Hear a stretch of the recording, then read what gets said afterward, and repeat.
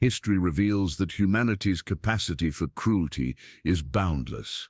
Over the centuries, executions evolved from simple acts of justice into elaborate spectacles of terror, not only intended to punish the guilty, but to dominate the living. What follows are not mere stories of death, but documented instances of suffering so extreme that witnesses collapsed, vomited, and carried the haunting images to their graves. These 8 deaths redefined the limits of human cruelty, where justice blurred with sadism, and the screams of the condemned reverberated throughout history.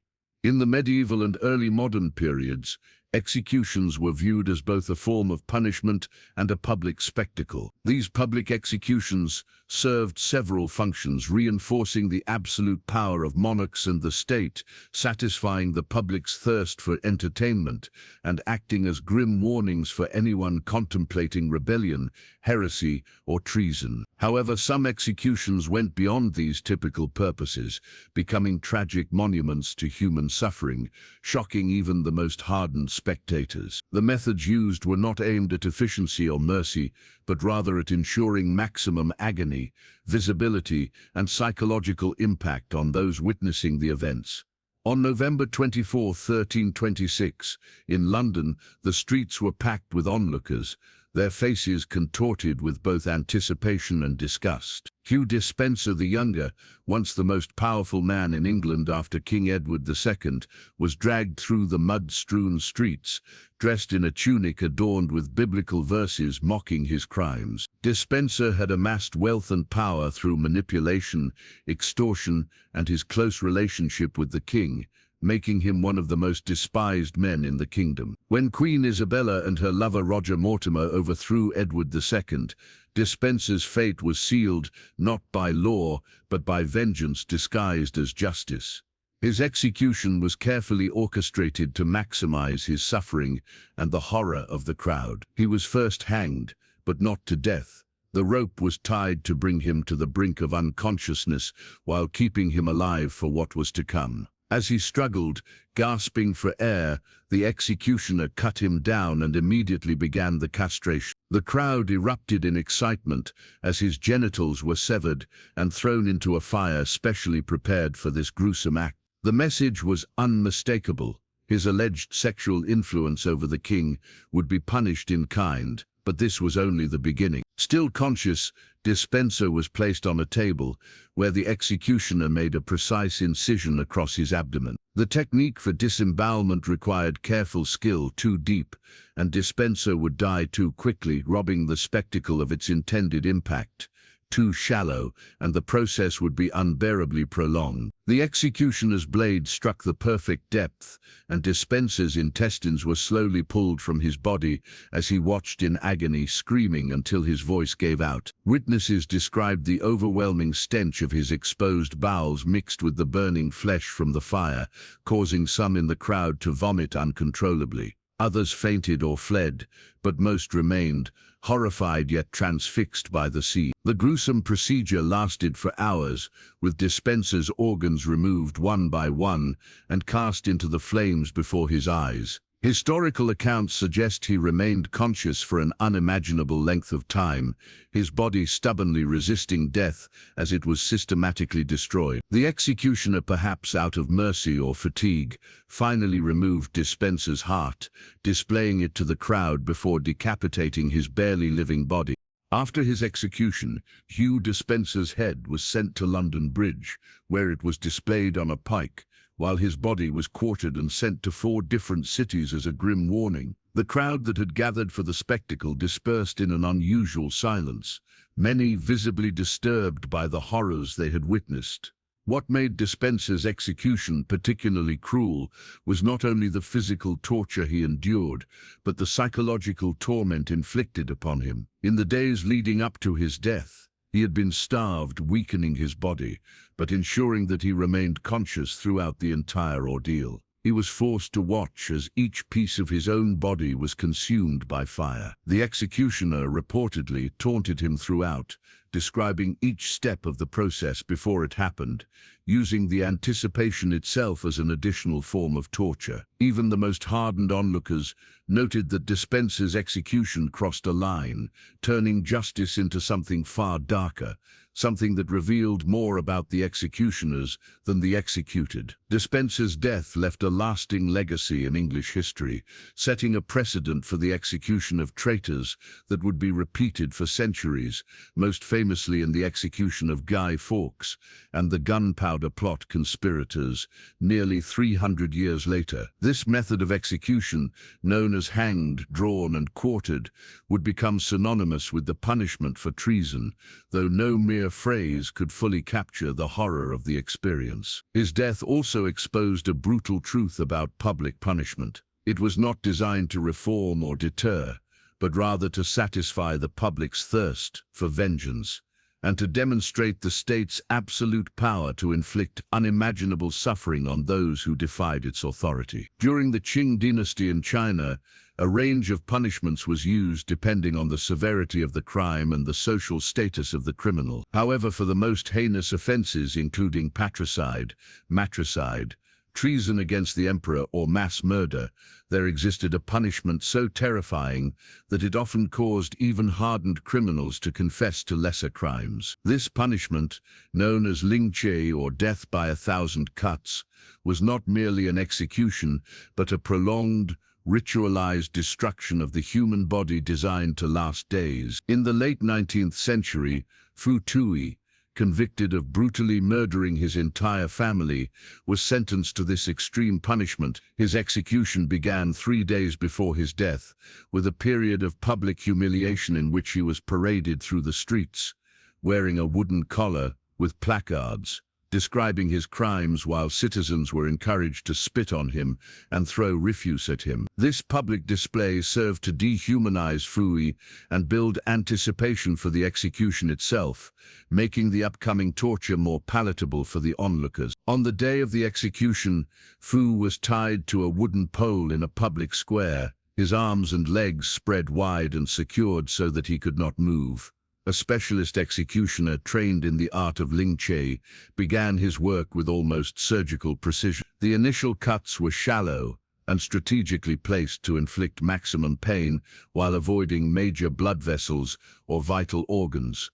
Small pieces of flesh were sliced from Fu's arms, then his legs, each cut meticulously calculated to prolong his suffering. Western observers who witnessed these executions reported that the victims' screams were unlike anything they had ever heard, animalistic, raw, and filled with such agony that they seemed to assault the ears of those listening. Some described the sound as unhinging, reducing the victim from a person to an embodiment of pure suffering. The punishment followed a prescribed ritual, with hundreds of cuts targeted at specific areas of the body, starting with the limbs, then moving to the chest, back, face, and finally the genitals. The executioner would sometimes pause, allowing the victim to regain consciousness slightly, thus preventing shock from cutting the punishment short. In Fu Tui's case, accounts suggest that the execution lasted about 2 days, though the exact duration is difficult to verify. Photographs of lingqie executions still exist, though they are so disturbing that their display remains controversial, even in academic circles. What made lingqie especially psychologically devastating for both the victim and the witnesses was the cold, bureaucratic precision behind it. Unlike an act of mob violence or a crude beheading, lingqie was a state-sanctioned ritual carried out with strict adherence to guidelines. The number of cuts inflicted on the victim was dictated by law, depending on the severity of the crime. For lesser offenses, the victim might endure 100 cuts before a mercy stroke, while the most serious crimes could require up to 3,000 cuts. Executioners who deviated from the prescribed number of cuts could face punishment themselves. This transformation of torture into a bureaucratic process, where suffering became a matter of procedure, created a unique horror that Western observers had difficulty comprehending. The crowds that gathered to witness Fu Tui's execution exhibited a wide range of human reactions to the extreme violence, Some watched with grim satisfaction, believing his crimes against his family justified such a punishment. Others, however, turned away, unable to stomach the sight of a human being methodically disassembled while still alive. Many who witnessed the execution reported nightmares for years, haunted by Fui's screams and the sight of his body slowly disfigured beyond recognition. Foreign observers noted that even experienced executioners seemed affected by Ling Chi, carrying out their duties with a mechanical detachment that suggested they had compartmentalized the psychological toll. Ling Chi was officially abolished in China in 1905 as part of legal reforms aimed at modernizing the country's judicial system and improving its image internationally.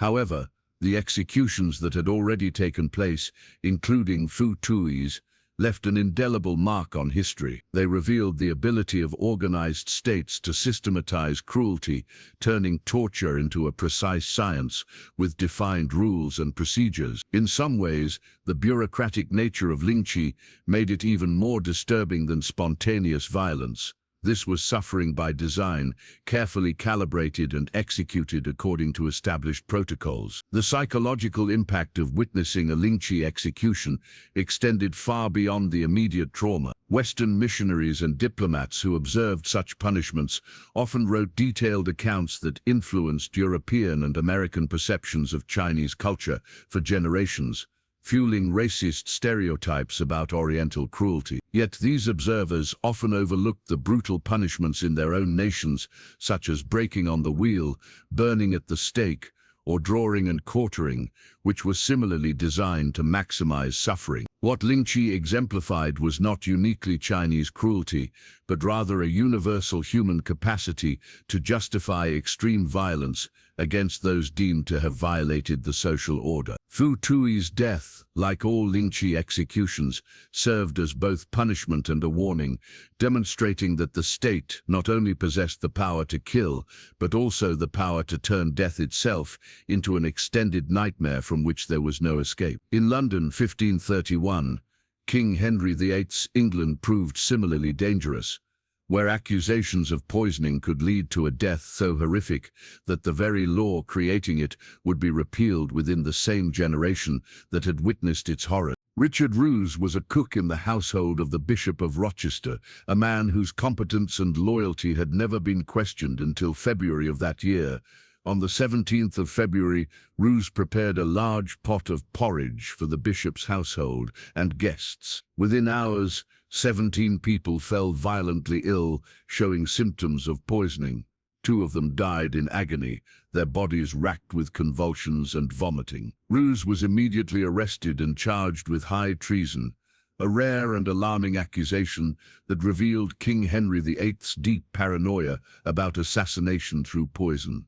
The evidence against Roos remains unclear even today. Some historical accounts suggest that he confessed under torture to adding poison to the porridge, claiming that his intent was merely to cause mild sickness as a prank, not death. Other sources, however, assert that he maintained his innocence, alleging that unknown parties had contaminated the food to frame him.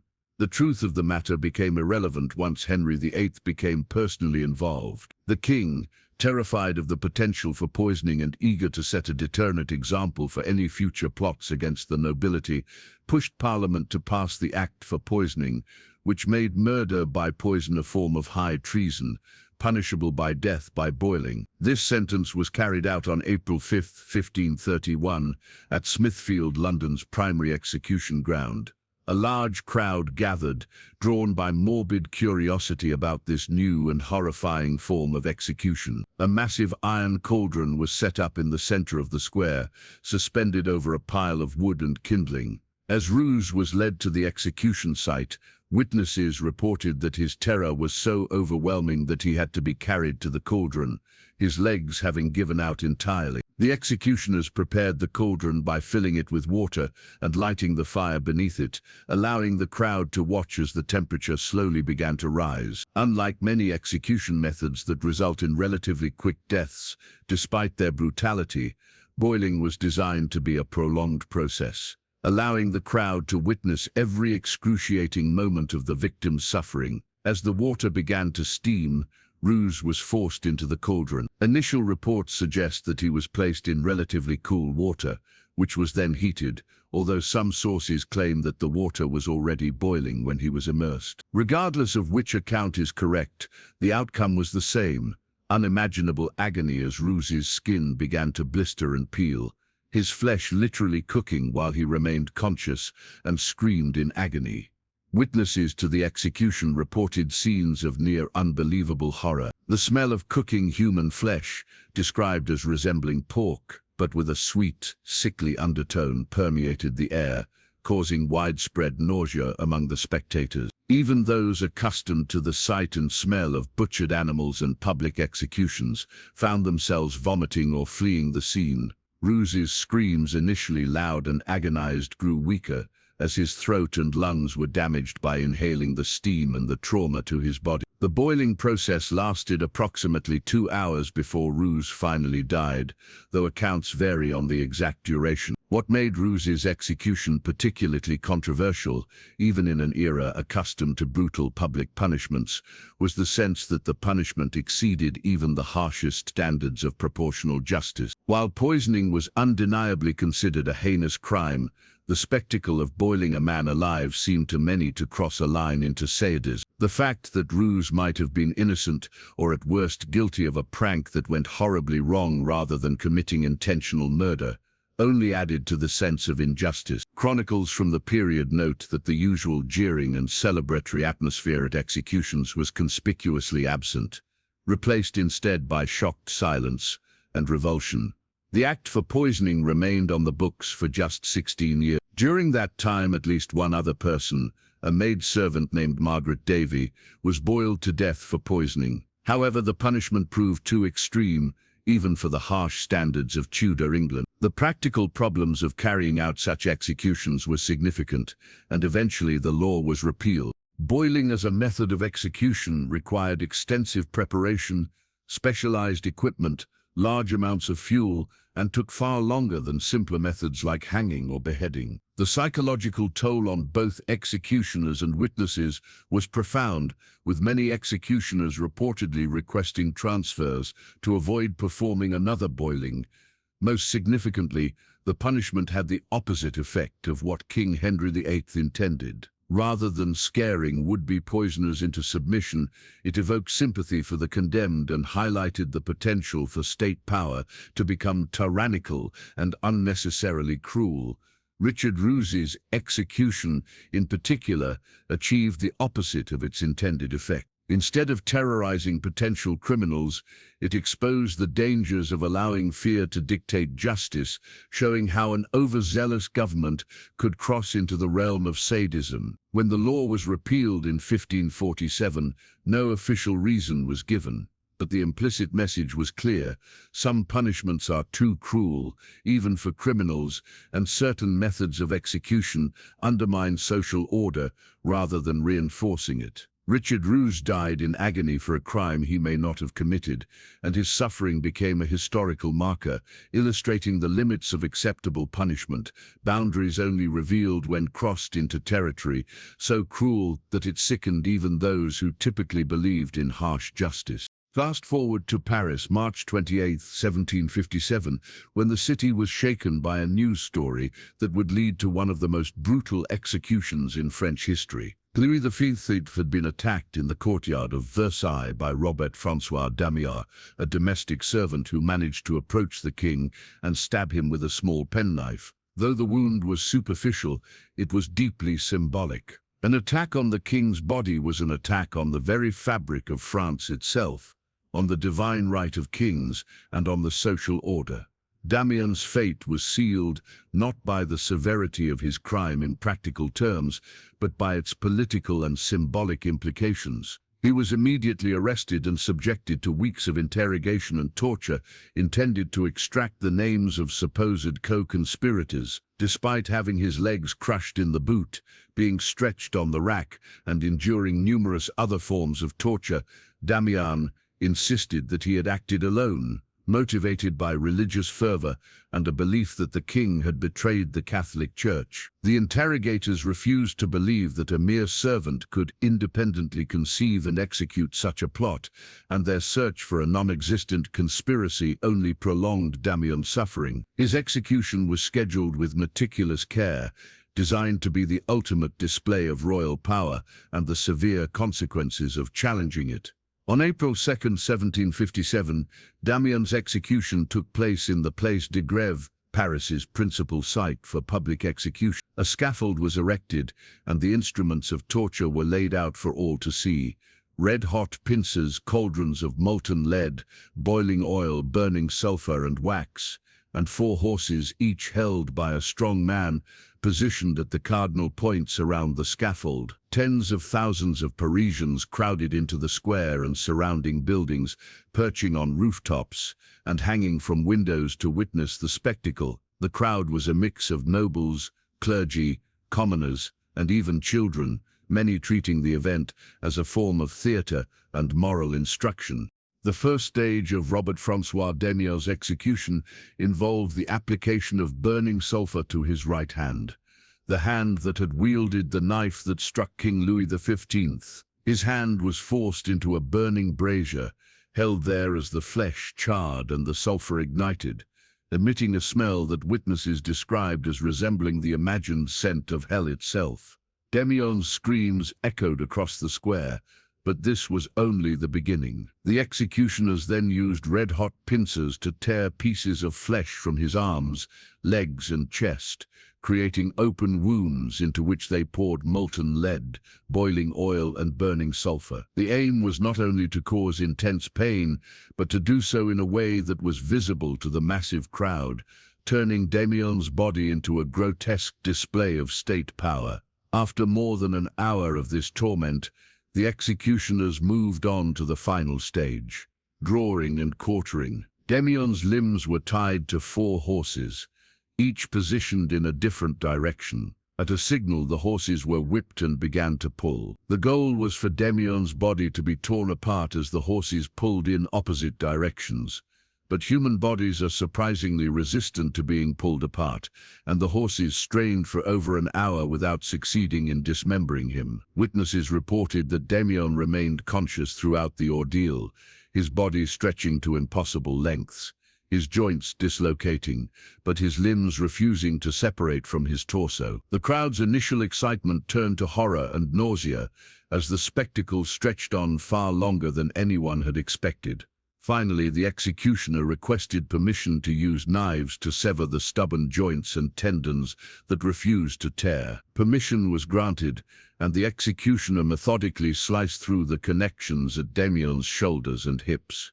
Even then, the task proved difficult, requiring several minutes of sawing before the first limb finally detached. Contemporary accounts suggest that Damien remained conscious throughout, his eyes moving and his mouth forming words that no one could hear. When the 4th limb was finally severed, his torso, still technically alive, was thrown onto a pyre and burned, with guards ensuring that every piece of his body was completely consumed by the flames, leaving no remnants for sympathizers to recover and venerate as relics. The crowd's reaction to Damien's execution was complex and unexpected. While many had come eager for spectacle and vengeance, the extended duration and extreme brutality provoked widespread revulsion. Multiple witnesses fainted, while others vomited. Some members of the nobility, who had purchased premium viewing positions, left before the execution ended, unable to continue watching.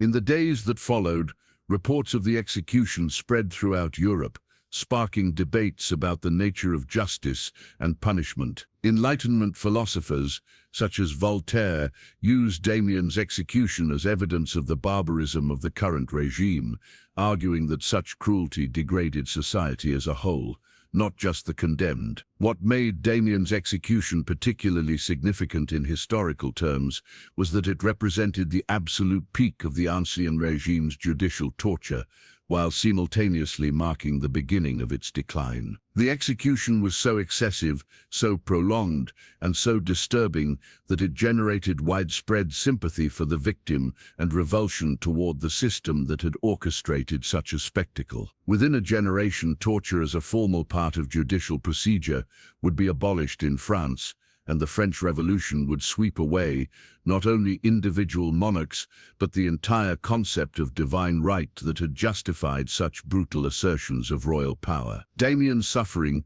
intended to reinforce royal authority, ultimately helped to undermine it, demonstrating how excessive cruelty can backfire, generating opposition rather than submission.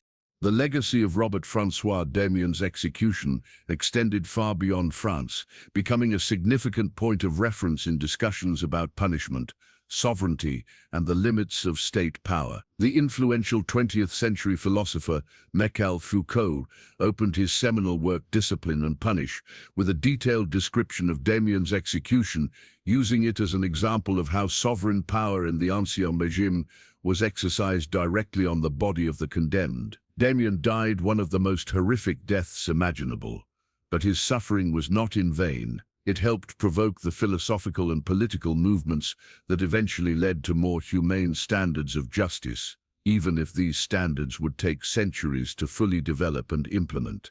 In ancient Rome, the myth of Marsyas, the satyr who dared to challenge the god Apollo to a musical contest, reverberated through millennia, not merely as mythology but as a precursor to a punishment that became horrifyingly real in Roman judicial practice. According to the myth, Marsyas discovered the aulos, a double-reed instrument discarded by Athena, and became so skilled that he challenged Apollo to a musical competition. The Muses, serving as judges, declared Apollo the winner. As punishment for his hubris, Apollo had Marsyas tied to a tree and flayed alive, his skin removed in strips, while he screamed for mercy that would never come. What began as myth soon became a real and terrifying form of execution in various cultures, including Rome. Flaying, the act of removing a person's skin while they were still alive, represented one of the most intimate and horrifying forms of bodily violation. The human skin, the largest organ of the body, is filled with nerve endings that make it exquisitely sensitive to pain. To remove it was to strip away the boundary between the self and the world, exposing flesh, muscle, and nerve to the air and touch in a way that caused agony. Beyond description, Roman executioners, who performed flayings, were specialists, trained in both anatomy and technique. The procedure required great care. Cutting too deep could damage the muscle, causing the victim to bleed out or die of shock. Too quickly, while cutting too shallow would prevent the skin from separating properly, prolonging the process unnecessarily. Historical accounts of actual flayings in Rome describe a procedure that began with the victim suspended from a tree or post, their arms and legs spread wide. The executioner would make incisions at the extremities, fingers, toes, and sometimes the genitals, and then carefully insert the blade between the skin and muscle, gradually separating the two layers. The skin varies in thickness from less than a millimeter on the eyelids to several millimeters on the back, and its attachment to underlying tissue also varied, making the executioner's task technically challenging. Witnesses described the sound of flaying as worse than the sight, a wet, tearing noise punctuated by the victim's screams and the executioner's heavy breathing. What made flaying particularly psychologically devastating was its duration and the victim's awareness of what was happening to their own body. Unlike decapitation or hanging, where death comes relatively quickly, or burning, where smoke inhalation often causes unconsciousness, flaying kept the victim conscious and aware for an extended period. They could see their own skin being removed and watch as their body was gradually transformed from a living human to something resembling the anatomical diagrams that would not be scientifically created for centuries. The psychological horror of witnessing one's own methodical destruction adds a dimension of suffering far beyond the purely physical pain. The myth of Marcus, the satyr punished for his challenge to Apollo, was frequently depicted in Roman art, suggesting a cultural fascination with the image of the flayed body. Sculptures and paintings often showed Marcus suspended from a tree, his face twisted in agony, his body at various stages of being skinned. These artistic representations served multiple purposes. They were cautionary tales, warning against hubris and challenging the gods, or by extension challenging authority. They also demonstrated the artistic prowess of sculptors and painters in depicting human anatomy, while satisfying a voyeuristic desire to witness extreme suffering from a safe, aesthetic distance. The popularity of these images indicates that Roman culture had a simultaneous attraction to and repulsion from the idea of flaying. When flaying was used as an actual punishment in Rome and other ancient cultures, it was typically reserved for specific crimes and contexts. Enemies captured in war might be flayed, both as punishment and as a warning to others. Those accused of particularly heinous crimes, especially those involving the violation of sacred spaces or divine laws, could face this gruesome fate. The skin of the flayed victim was sometimes preserved and displayed, occasionally used to bind books or even create drumheads, turning the victim's body into a permanent monument to their punishment. This practice of using the victim's remains as objects added another layer of horror and humiliation to the punishment. The crowds witnessing public flayings exhibited a wide range of reactions, from fascination to horror, satisfaction and revulsion. Roman writers occasionally noted that even hardened soldiers and gladiators, accustomed to violence, found the sight of flaying disturbing. The intimacy of the violation, the prolonged duration, and the victim's visible consciousness throughout the process created a unique form of horror that affected even those who believed in harsh punishment in principle. Some witnesses reportedly had nightmares for years afterward, haunted by the image of a human being systematically stripped of their skin while still alive. The legacy of Marcus and the practice of flaying extended into unexpected areas of Western culture. The image of the flayed body became central to Renaissance anatomy and art, as artists and physicians sought to understand the structure of muscles beneath the skin. Flayed man sculptures and drawings became teaching tools, though their creators were often unconsciously echoing the imagery of Marcus and similar myths. While the practice of flaying gradually fell out of use in Europe during the medieval period, accounts of flaying appear in various cultures worldwide well into the modern era, suggesting that the impulse to inflict this particular form of suffering runs deep in human psychology, linked to the desire to punish through spectacle and terror. In Scotland, on August 23, 1305, William Wallace, the Scottish rebel leader who had humiliated English armies and briefly unified Scotland against Edward Howe's occupation, was brought to London in chains for a trial whose outcome had been predetermined before the proceedings even began. William Wallace had been betrayed by Scottish nobles who were jealous of his power and influence.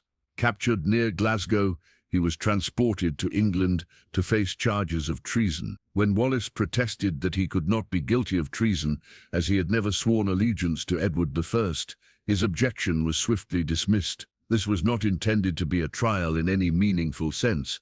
It was a public ritual designed to demonstrate English power and to destroy not only Wallace's body, but also the legend he had become. The execution took place at Smithfield, the same location where Richard Roos would later be boiled alive. Wallace was first stripped naked and dragged through the streets of London, tied to a horse. His body was battered over cobblestones and through the filth of medieval streets, intentionally bruising and abrading his skin before the formal punishment even began. Thousands gathered to witness the spectacle, including many Scots who had been forced to attend to see the fate that awaited rebels. Wallace was then hanged by the neck. But as with Hugh Despenser, the hanging was carefully calibrated to bring him to the edge of death without completing it, keeping him conscious for what was to come. Wallace was cut down from the gallows while still alive and immediately subjected to emasculation and disembowelment. His genitals were severed and burned before his eyes, symbolically destroying his ability to father future rebels. Then the executioner opened his abdomen and slowly removed his intestines and other internal organs, all while Wallace remained conscious. Witnesses reported that Wallace's endurance was extraordinary.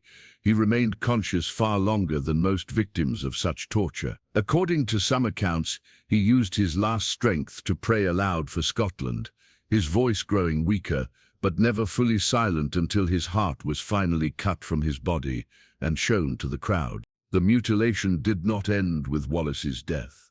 His body was decapitated, and his head was dipped in tar and placed on a pike on London Bridge, where it would remain for years as a public warning to anyone considering rebellion. His body was then quartered, with each piece sent to different locations in Scotland and England for public display. One quarter went to Newcastle, one to Berwick, one to Stirling, and one to Perth. The message was unmistakable. Rebellion against English authority would not only result in death, but in total bodily destruction and scattering, denying the victim even the dignity of burial and ensuring that their remains served as permanent warnings across the landscape. What made Wallace's execution particularly significant was its political context and long-term historical impact. Edward I intended the execution to break Scottish resistance by destroying their most successful military leader in the most public and humiliating manner possible. Instead, Wallace's brutal death transformed him from a successful rebel leader into a martyr whose legend would inspire Scottish resistance for generations. The very excess of the punishment worked against its intended purpose, generating sympathy and outrage rather than submission. Robert the Bruce, who would eventually secure Scottish independence, explicitly invoked Wallace's memory as a rallying cry, ensuring that his legacy lived on and became a symbol of resistance rather than fear. The crowd's reaction to William Wallace's execution was complex and divided along national lines. English spectators generally supported the punishment, viewing Wallace as a traitor and terrorist who deserved the harshest possible fate for his raids into northern England and his victory at Stirling Bridge. However, Scottish observers, even those who had opposed Wallace in life or had complicated relationships with his leadership, found themselves moved by the spectacle of his suffering. The execution forced witnesses to confront the human reality of political violence. This was not an abstract rebel or enemy, but a man being systematically destroyed before their eyes. Contemporary chronicles of Wallace's execution reveal an interesting phenomenon. Even English writers who supported the punishment seemed unsettled by its brutality. The detailed descriptions they provided suggest a fascination with the spectacle, but also occasional notes of admiration for Wallace's endurance and composure in the face of agony. Some accounts mentioned that Wallace maintained his dignity throughout the torture, refusing to beg for mercy or renounce his actions. This stoicism in suffering added another layer to his legend. Here was a man who could not be broken even by the most extreme physical torture, whose spirit remained free even as his body was destroyed. The legacy of Wallace's execution extends far beyond medieval Scotland. His story became a foundational myth of Scottish national identity, retold and embellished over the centuries. The 1995 film Braveheart, while historically inaccurate in many details, revived international interest in Wallace's story, particularly his execution, introducing a new generation to the concept of drawing and quartering. Wallace's death also contributed to changing attitudes toward capital punishment. Just as the excess of Damien's execution in France helped to delegitimize public torture, Wallace's punishment similarly caused a shift in perception. His death was intended to crush Scottish resistance. Instead, it ensured that resistance would continue, fueled by the memory of a man whose body was destroyed, but whose legend proved indestructible. Fast forward to Florence, May 23, 1498.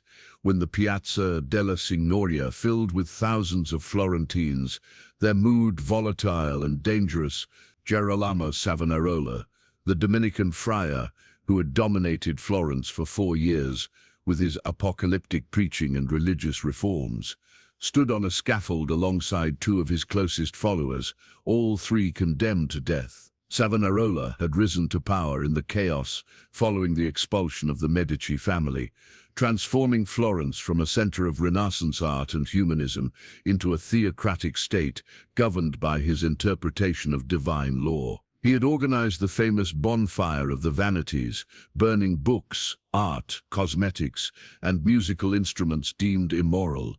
But his attacks on Pope Alexander VI and his claims of divine prophecy eventually led to his excommunication and arrest.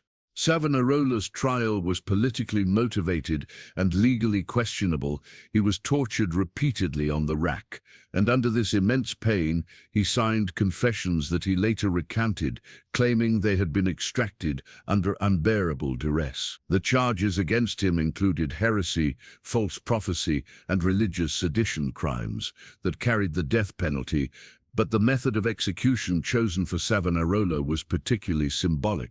Girolamo Savonarola's execution would be both a physical and spiritual destruction. He was to be hanged and then burned, his body consumed by the very flames he had once used to destroy the cultural achievements he deemed sinful. The execution took place in the Piazza della Signoria, the same location where he had held his infamous bonfire of the vanities, a deliberate piece of theatre meant to showcase the reversal of his fortune. The spectacle began with Savonarola and his two companions being ceremonially degraded from their priestly status.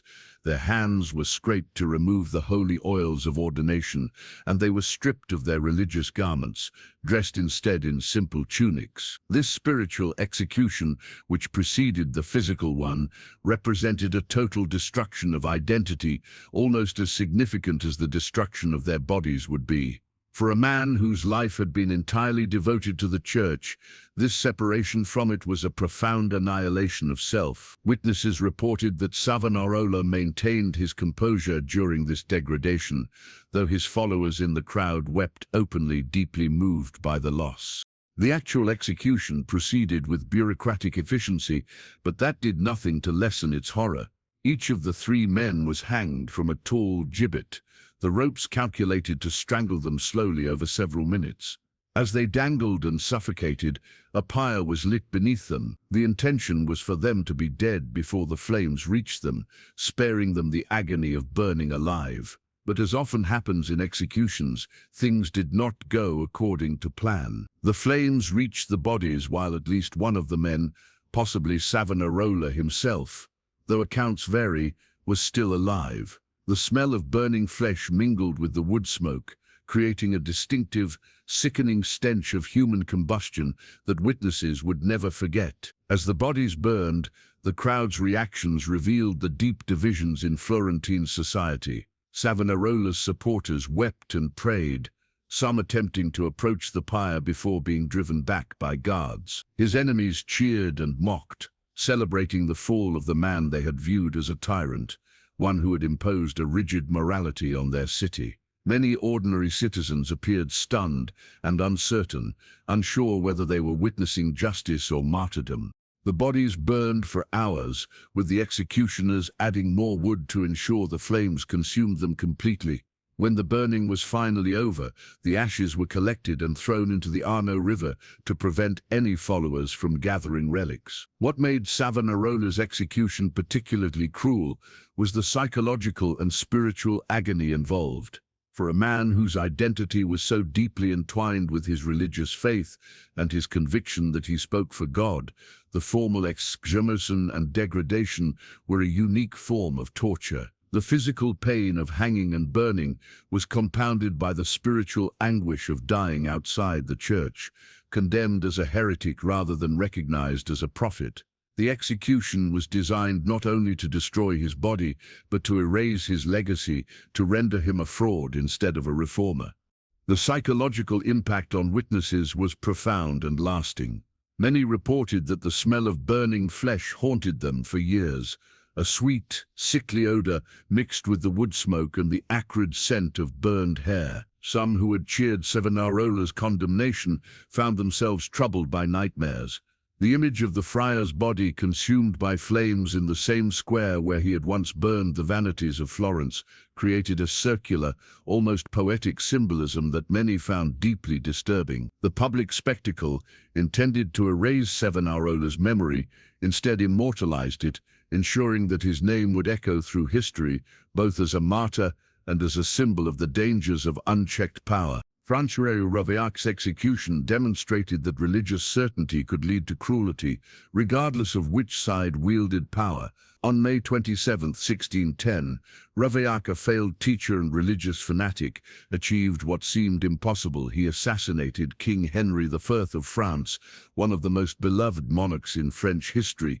Ravaillac stabbed the king 3 times, while Henry's carriage was stuck in traffic on the Rue de la Ferronnerie. The king died within minutes, and Ravaillac was immediately seized by the king's guards. His fate would surpass even Damien's execution in calculated brutality, as France sought to avenge its murdered king with unprecedented savagery. Ravaillac's torture began immediately and continued for days before his execution. Interrogators were desperate to uncover a conspiracy, unable to believe that a lone fanatic could kill a king. He was subjected to the boot, the rack, and water torture. When these methods failed to produce conspirators, molten lead was poured into his open wounds, followed by boiling oil. Ravaillac screamed out confessions that implicated no one, insisting he had acted alone to punish Henry for policies he believed betrayed Catholicism. The torture persisted regardless, with hardened guards fainting from the extremity of the suffering inflicted before the official execution even began. The execution, on May 27th, gathered the largest crowd in Paris's history. Ravaillac was placed on a scaffold, where his right hand, the one that had held the murder weapon, was burned away with sulfur and flame. Red-hot pincers were used to tear chunks of flesh from his body, each wound filled with molten lead, boiling oil, and burning pitch. This process continued for over an hour, while Ravaillac screamed prayers and apologies. Finally, he was tied to 4 horses for the drawing and quartering. His body, already weakened by days of torture, resisted being torn apart for nearly an hour before executioners cut through his joints. Witnesses reported that the crowd's initial bloodlust transformed into horror and nausea as the spectacle surpassed all bounds of acceptable vengeance. What distinguished Ravaillac execution was the totality of his suffering. Days of preliminary torture followed by hours of public torment that pushed the limits of human endurance. Even those who despised him for killing the beloved Henry IV found themselves troubled by the execution. The excess of cruelty seemed to diminish, rather than honor, the king's memory. Within decades, France began to question such punishments, eventually abolishing judicial torture entirely. Ravaillac's execution marked an endpoint, an absolute extreme of state-sanctioned cruelty that finally provoked widespread revulsion and calls for reform. These 8 deaths, Despenser, Fru, Ruse, Damien, Marcus, Wallace, Savonarola, and Ravaillac, represent more than mere historical footnotes. They expose a fundamental truth about power and spectacle. Executions were never simply about punishing the guilty. They were carefully orchestrated performances designed to terrorize populations into submission and to demonstrate the absolute authority of states and monarchs over the bodies and lives of their subjects. The crowds gathered not only to witness justice, but to participate in rituals that reinforced social hierarchies through shared trauma. Yet these executions also reveal the limits of terror as a tool of governance. Each punishment intended to crush resistance, but instead it often generated sympathy for the victims and revulsion toward the systems that could inflict such suffering. Despenser's agony didn't prevent future rebellions. Wallace's quartered body became a rallying point for Scottish independence rather than a deterrent. The tortures of Damien and Ravaillac sparked philosophical movements that eventually led to the abolition of judicial torture. The very excess of cruelty in these punishments carried the seeds of their own delegitimization. The spectators who stayed to watch, who vomited and fainted, yet remained transfixed, were not monsters. They were ordinary people living in societies that had normalized extreme violence as both entertainment and moral instruction. Their horror and fascination mirror our own complex relationship with violence. We claim to oppose it, yet we are often drawn to its darkest manifestations, seeking to understand the most terrifying aspects of human nature. These 8 names echo through history, not as warnings against crime, but as monuments to the cruelty that arises when power is unchecked and suffering becomes a spectacle. The screams have long since faded, the smell of burning flesh has dissipated, and the scattered remains have returned to dust. Yet the legacy endures, a chilling reminder that the most terrifying aspect of these executions was never the condemned. It was the systems that created such punishments, and the crowds who gathered to bear witness, complicit in the rituals that reinforced their rulers' power.